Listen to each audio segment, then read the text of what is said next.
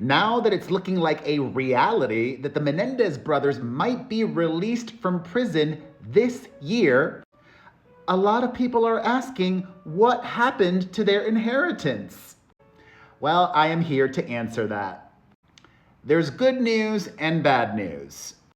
But first, a reminder, if you did not watch my video from earlier today, the Los Angeles County District Attorney Jorge Gascon has recommended that the brothers be resentenced, not a retrial and not nothing, so a resentencing. They have a hearing in front of a judge who will ultimately decide their fate next month at the end of November.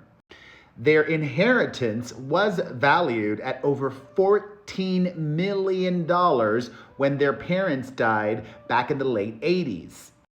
And if you did not pay attention then or recently, in the months following their parents' death, the Menendez brothers used their newfound wealth, the inheritance, the estate that was now theirs, to spend a lot of money on lavish purchases. Lyle purchased a Porsche, a Rolex, and a restaurant, while Erik invested primarily in tennis lessons and travel. Altogether, they spent nearly $700,000 within just 6 months.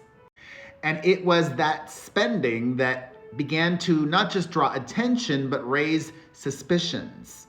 And then we know what happened in the trials, and here we are 34 plus years later. Unfortunately for them, after their convictions, they were disinherited by California law. There is this statute called the California Slayer Statute. The statute prohibits anyone who intentionally kills another person from inheriting their victim's estate or receiving life insurance benefits. So, what happened to all that money? Well, in California, because of the California Slayer Statute, in this instance, the killers are treated as if they had predeceased the victims, and the benefits go to a beneficiary or the victim's estate. In the Menendez brothers' case, it goes to surviving family members of their parents. However, in the ensuing decades, almost all of the money that was in that estate has been depleted. Family members did choose to spend a lot of that money on the brothers' defense.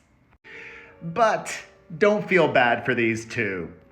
Trust me when I say, almost immediately upon their release, they will have a full team in place. Agents, managers, publicists, you name it. The money will start pouring in like we saw with Gypsy Rose Blanchard. Expect a book deal, a reality show, another TV show that they executive produce. You name it, the money will come to them. So don't feel bad that they don't have anything in their estate that they can use because legally they're not entitled to it. So there you go. I hope this answers that question that many of you have had.